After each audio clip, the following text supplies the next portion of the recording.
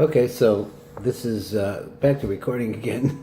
You see, I got interrupted a little bit as I was going here.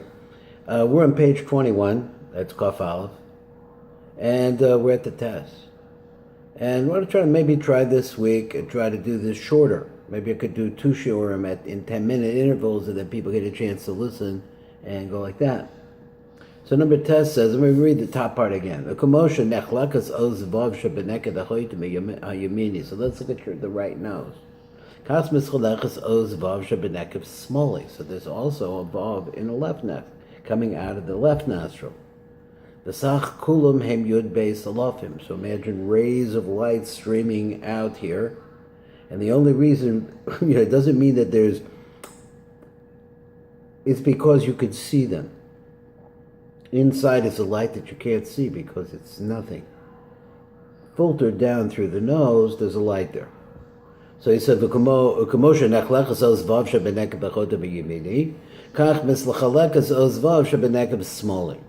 thing on the left nostril. You add them all, like I'm out to be 12 alafim. There's 12 because there's olives in each nostril. And each nostril has something to do with the hues itself that brings life out. But it's also, again, always dealing with a diminution. What the force is that makes the light thicker. That's the word the Rav uses. So again, we said this before in the earlier shir.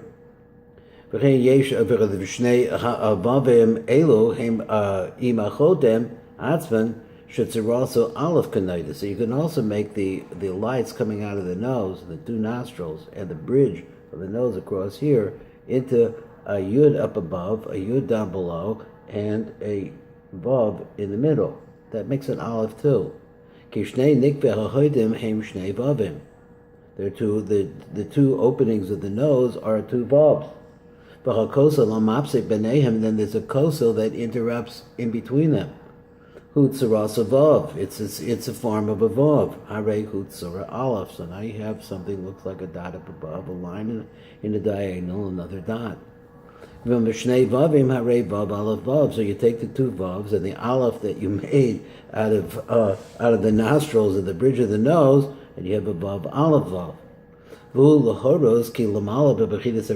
This is ours to teach us that when we look at Ak and we look at his head, as if there was possible to say it's a head like yours or mine, that's where the mochin exists. There is brain matter of some sort, a tremendous blinding light of infinity there. So that's what you have there. It's the Av, it's a Vaya Yudin. Bakan hu shem sag. So at the top of the head, you're dealing with an Av, which means that it's spelled Yud Vav Dalet Hey Yud, Vav Yud Vav Hey Yud. But then on the other hand, where you're at here is in Sag, and Sag is 9 points less. How do you take 63? Let's see, take 72 minus 63 equals 9.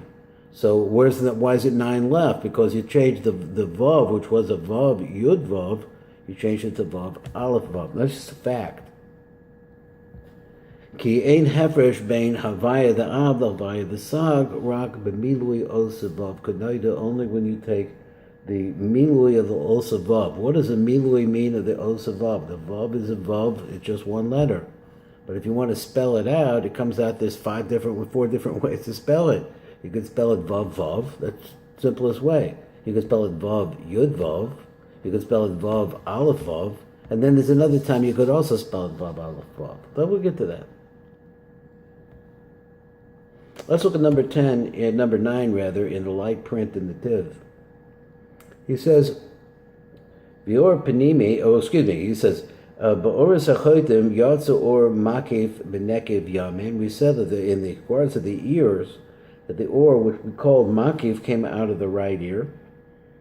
Ba'or Panimi B'Nekiv Smolin. Then there's a light on the inside that comes out of the left ear. Kashem Shechoya Ba'oris HaOizen. It's the same thing that it was with the lights of the ear. The same thing that we see by the lights of the ear. We also have over here in the chaytim, but the ficha kashem she'os vav shebachaytim yamin mitzchalek of the shisha lafin. So since you could take the right nostril, you look at the vav that's coming out, it's a straight line coming out, you could look at it closely, and you could see that there's 6 alafim there. Kena os vav shebetzad the small nischalka af he the shisha alafim. So this left side also gets divided into 6. But nimsa the fizeh sheyeshna b'chodim yud beis alafim. So then we see that it comes out that in the nose we see that there are 12 different olives. Shisha alafim mitzad yamin. There's 6 of them on the right side. Shisha alafim mitzad small, and then 6 of them on the left side. Moisiv od achaz od olive. Take another olive. Od olive achaz. Keneged achoytem atzma. So you count the olive is also a number. So number 1. So there's 1 nose. You take that olive. Nimsa sach kulam yud gemel alafim. Now you have 13 alafim. We know this is 13 we see around. The number 13 is kind of a big number around. So we'll see, maybe we'll see something about 13s later on, but here you have 13 coming out of the nose, v'hu b'kambinyan vav aleph vav. So that's how you count it, 6 and 1 and 6 is 13. She'odah b'gematria yud gimel. But look, amon yizboyer she'oz vav aleph vav, later on we're going to see that the letter which is spelled vav aleph vav, zuma remes the shem sag hakoilo. This is talking about the gross sag. Because remember that every time you have something, you have a sag, well, you have ab sag ma'u ben de sag. So there's all different kinds of parts that the Rav talks about. Just remember the story we said, rather than life and times of the Ari, but I really want to get down to to what happened to get how the Ari got to where he was. But the fact is that he learned at a speed of light, at a speed of a different dimension. What he was is a bridge between a 4th dimension or higher. I don't know, I can't even, because I don't understand the 4th dimension, but he's from a dimension that is so unbelievably high, but it's moving at a speed not like ours.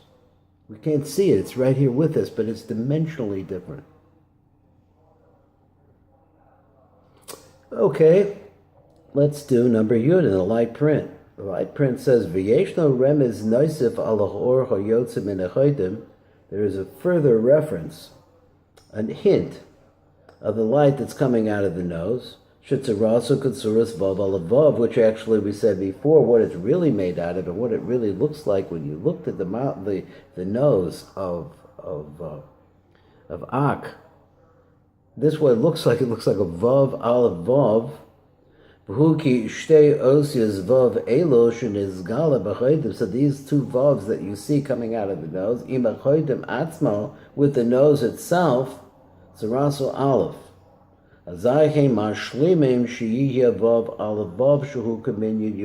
Which comes out to be 13. So why should it be in that form? Because this is really what an aleph is. An aleph is really a construction of a basic building block of the reality that Hashem created. So he says the chotim can be broken down like this: Ki kol os aleph morkeves ba'os yud lamala, ba'os yud lamata, ba'os vav omedes beinehem kekav natui, like a diagonal. V'komo kein shnei nikvei hachodim shemisham yotzim oros hachodim hamekifim v'chapanimim. So then what comes out here is that you have the two nostrils. The lights that come out of the chotim are the makifim and the panimim. Himeramzim the shnei yudim shebaos aleph. So there's a remez like this, that the light that actually comes out of the nose is the yud on the top and the yud on the bottom of an aleph. It looks like this. Shebaos aleph. Akevin shakol neke bechodim zeraso tzuras yud. And every opening, every one of the nostrils is in the form of a dot. It's like a circle, like it's a yud. And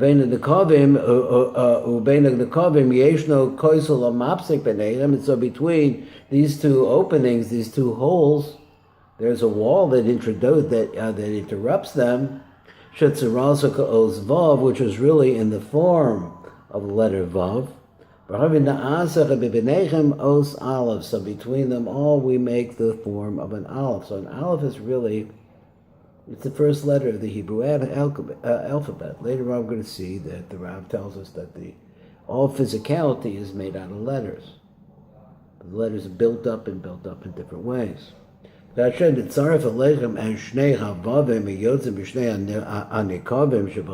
since you now see that you are joining together the two vavim that are coming here and the nose itself, shehem yud beis alafim kanal. See, each one of those two lines that are coming out, you could distinguish within them 6 alafim.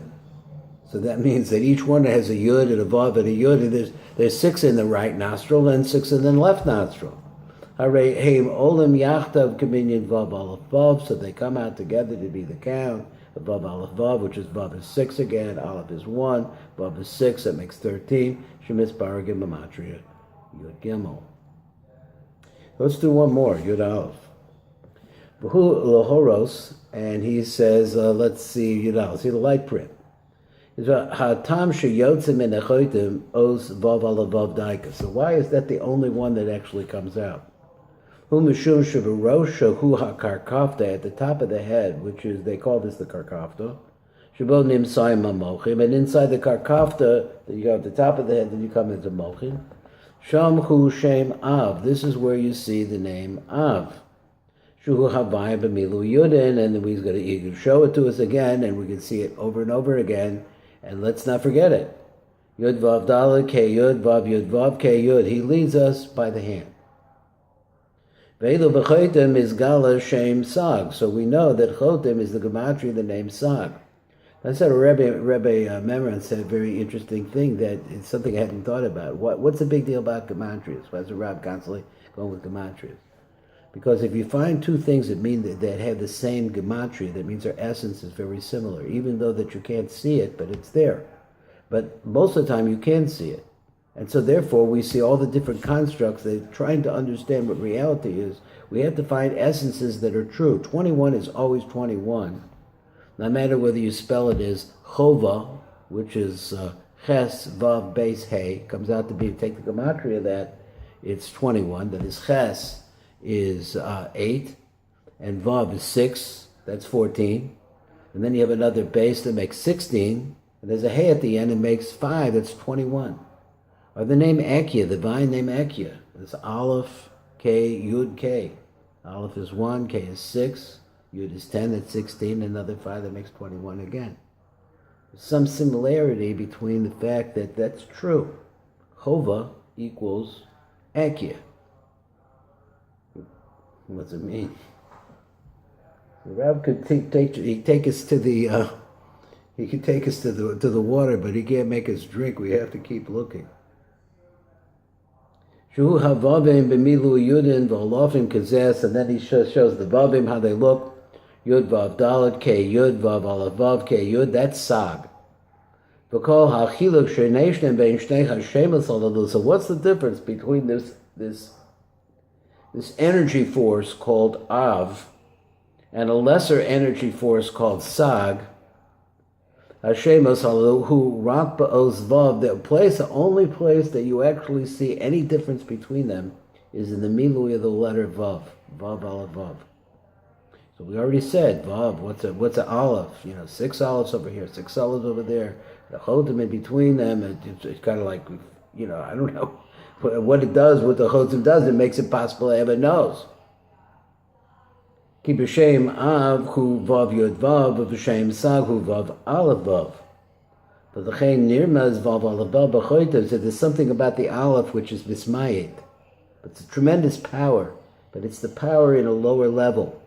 So at its highest level, it has to be a vav yud vav. It can't appear. It has to be more physical. Lahoros shebechoytav is gal shem Sag b'shlemos v'lo shem Av. That's the shear for today. I'm going to make these the shiurim shorter, like I said.